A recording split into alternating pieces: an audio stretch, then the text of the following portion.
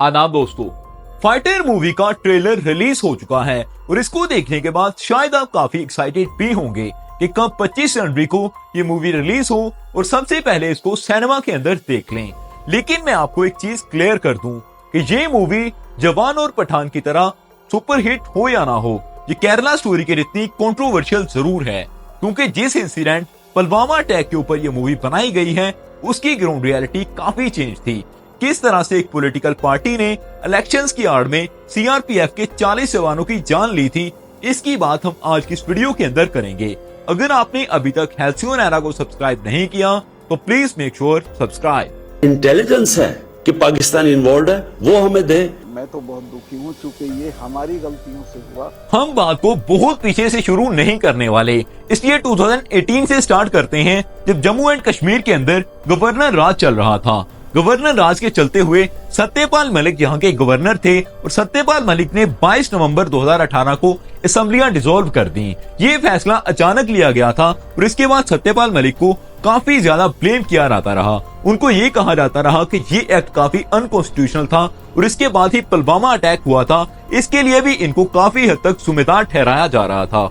ये सारी बदनज़मी आपकी वजह से फैली है, लेकिन ये तमाम चीजें सत्यपाल मलिक ने आगे आकर क्लियर कर दी थी। जैसे ये गवर्नमेंट से बाहर निकले थे, इन्होंने सब कुछ क्लियर कर दिया कि असल के अंदर मामला चल क्या रहे थे। जब सत्यपाल मलिक ने गवर्नर राज को खत्म किया तो अगले ही महीने यानी दिसंबर 2018 के अंदर प्रेसिडेंशियल लॉ लग जाता है और पूरे का पूरा जो जम्मू एंड कश्मीर का निजाम है ये सेंट्रल गवर्नमेंट के पास चला जाता है और सेंट्रल गवर्नमेंट ही तमाम मामला को देख रही थी। फरवरी 2019 के अंदर 14 फरवरी के दिन एक कॉन्वे जो कि सीआरपीएफ का कॉन्वे था, 78 गाड़ियों के साथ 25,000 प्रिजनर्स को लेकर जम्मू से श्रीनगर जा रहा था और उनके रास्ते के अंदर एक गाड़ी आती है जो कि उनको टक्कर मारती है और एक गाड़ी के अंदर 40 नौजवान शहीद हो जाते हैं। ये नौजवान सीआरपीएफ के नौजवान थे और 40 नौजवानों की जान जाने के बाद पूरे का पूरा यहाँ पर इमरजेंसी लग जाता है और सर्जिकल स्ट्राइक्स देखने को मिलती हैं। लेकिन ये सिर्फ और सिर्फ एक रुख था तस्वीर का और दूसरा रुख हमसे छुपाया जा रहा था। दूसरा रुख बाद में आकर काफी क्लियर भी हो गया था, लेकिन फिर भी उसको हमारे सामने नहीं रखा गया और बारहा दफा यही कहा गया कि पाकिस्तान और कुछ टेररिस्ट ऑर्गेनाइजेशन इसके पीछे जिम्मेवार हैं और उनसे बदला लेने की पूरी कोशिश की गई थी। ये तस्वीर का एक रुख था जो कि हम सबको दिखाया जा रहा था और मूवी के अंदर भी इसी चीज को क्लियर करके इंडिया को हीरो बनाया जा रहा है और इंडियन आर्मी की और एयरफोर्स की तारीफ की जा रही है। लेकिन अगर दूसरी चीज को देखा जाए तो वो काफी हैरानकुन थी। उस वक्त के पाकिस्तान के प्रेसिडेंट इमरान खान अब ऑन एयर आते हैं। इमरान खान आकर सोशल मीडिया पर यह बयान देते हैं कि अगर आपको लगता है कि पाकिस्तान का कोई सिंगल इंडिविजुअल भी इसके अंदर शामिल है, आपकी इंटेलिजेंस के पास कोई रिपोर्ट आई है, तो आप हमें बताइए।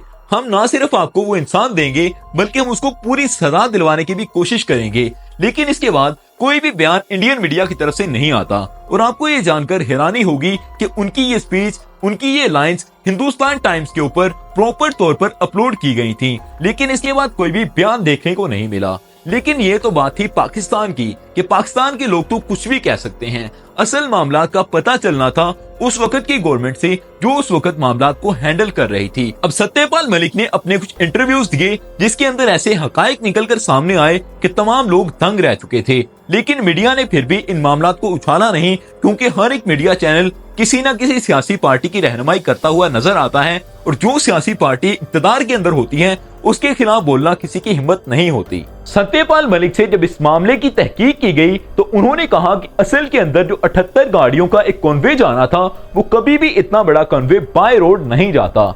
अब गवर्नमेंट से जहाज मांगे गए, उनसे ये कहा गया कि 5 प्लेन्स चाहिए, लेकिन गवर्नमेंट ने साफ तौर पर मना कर दिया। उन्होंने कहा कि आपको बाय रोड जाना होगा और first time in history, first time in Indian history इतना बड़ा कॉन्वे बाय रोड जा रहा था। और बाय रोड जाने की तो खैर थी, लेकिन वो रोड जिसके जरिए से ये कॉन्वे जा रहा था, ये काफिला जा रहा था, उस पर 10 लिंक रोड थे जो कि तमाम के तमाम खाली पड़े हुए थे। अब इन लिंक रोड के खाली होने का मतलब ये था कि कोई भी एंटर हो सकता है, कोई भी अटैक कर सकता है। और उसके बाद इन्होंने कहा कि जब ये पूरे मामला हो गए, अटैक हो गया, तो उसके बाद ये नरेंद्र मोदी के पास गए, सिक्योरिटी चीफ के पास गए। इन्होंने जाकर बताया कि जो कुछ हुआ इसके पीछे हम जिम्मेवार हैं और हमें तहकीक करनी चाहिए कि असल के अंदर पीछे कौन बैठा है। तो पूरे का पूरा इल्जाम पाकिस्तान पर लगाने के लिए कहा गया। 2019 के टाइम पे इलेक्शन होने वाले थे। जब इलेक्शन हुए तो उसकी कैंपेन भी कुछ इसी तरह से की गई थी। नरेंद्र मोदी अपनी स्पीच के अंदर कहते हैं कि अगर आप उन नौजवानों से प्यार करते हैं जो कि पुलवामा के अंदर मारे गए तो फिर आप हमें वोट दीजिए। जिसके ऊपर काफी रिटायर्ड ऑफिसर्स ने बात भी की थी। उन्होंने कहा कि आप आर्मी को आड़ में लाकर, आप या फिर एयरफोर्स को आड़ में लाकर बात नहीं कर सकते और आप वोट नहीं मांग सकते। जिसके बाद एक और चीज देखने को मिली थी योगी आदित्यनाथ की तरफ से। उन्होंने कहा कि जो इंडियन आर्मी है वो असल के अंदर मोदी की आर्मी है। उन्होंने जो इनके खिलाफ पार्टीज थी उनको कहा कि ये हमारे खिलाफ हैं और हमारी फौज जो है वो मोदी की पार्टी है और मोदी की फौज है। जिसके ऊपर भी काफी बातें की गई थी। खैर 2019 का इलेक्शन जो जीत जाते हैं और इलेक्शन जीतने के बाद भी मामलात को हल नहीं किया रहा था। दो मामलात को हमने देख लिया कि पाकिस्तान के प्राइम मिनिस्टर ने अपनी रिपोर्ट दे दी कि अगर आपको लगता है कि कोई इंसान इसके अंदर मुलव्वस है तो हम उसको देने के लिए तैयार हैं। यहाँ पर सत्यपाल मलिक ने भी बात कर दी, लेकिन ये दोनों आदमी झूठे हो सकते हैं। उसके बाद फ्रंट लाइन की एक रिपोर्ट निकलकर सामने आती है। एक मीडिया का चैनल है जिन्होंने अपनी रिपोर्ट देते हुए कहा कि 1 साल की ये रिपोर्ट है जिसके अंदर हमने इंटेलिजेंस से डाटा इकट्ठा किया है कि आपको किन हमलों के बारे में बताया गया था और कोई हमला ऐसा होने वाला था, इसकी कोई प्रेडिक्शंस थी या नहीं। तो उन्होंने कहा कि वाकई इसके बारे में पहले से इतला हो चुकी थी कि एक बड़ा हमला होने वाला है, एक बड़ा अटैक होने वाला है। हालांकि जो रिपोर्ट आई थी सबसे पहले उसके अंदर यह कहा गया था कि ऐसा कुछ भी पता नहीं था कि कोई हमला हो सकता है। लेकिन अभी यह कहा जाने लगा कि एक बड़े हमले की बात हो रही थी कि एक बड़ा हमला हो सकता है। यह भी पता चल चुका था कि 300 किलो एक्सप्लोजर मटेरियल 10 से 12 दिन पहले से जम्मू एंड कश्मीर के अंदर घूम रहा है। इस पूरे मामले का जो मास्टरमाइंड था मुदस्सिर खान, वो जिस जगह पर जा रहा था उसके बारे में भी काफी कुछ पता था। उसकी लोकेशन ट्रेस हो रही थी, वो जिन लोगों से मिल रहा था उनके बारे में भी काफी बातें हो रही थी। लेकिन फिर भी इस पूरे मामले को रोकने के लिए एक भी ऐसा स्टेप गवर्नमेंट की तरफ से नहीं लिया गया जिसकी वजह से इतने बड़े अटैक को रोका जा सकता। बल्कि 78 गाड़ियों के जो कॉन्वे था उसको बाय रोड जाने के लिए कहा गया, जो कि काफी हैरानी का बायस था। इसके ऊपर काफी वीडियोस बनी, काफी लोगों ने बात की, लेकिन यह मामला बिल्कुल पेंडिंग चल रहा था। अब इसको एक मूवी की शक्ल में लाकर आप अगर फिल्म दिखाना चाहते हैं, सिर्फ फिल्म की हद तक दिखाना चाहते हैं तो फिर बात बिल्कुल ठीक है। लेकिन अगर आप कहें कि मामला हकीकत के अंदर ऐसे ही थे तो हकीकत अगर दिखाएंगे तो वो इससे ज्यादा दिलचस्प है, क्योंकि कोई भी दिखा सकता नहीं है। किसी के अंदर इतनी पावर नहीं है कि कोई गवर्नमेंट की बात कर सके।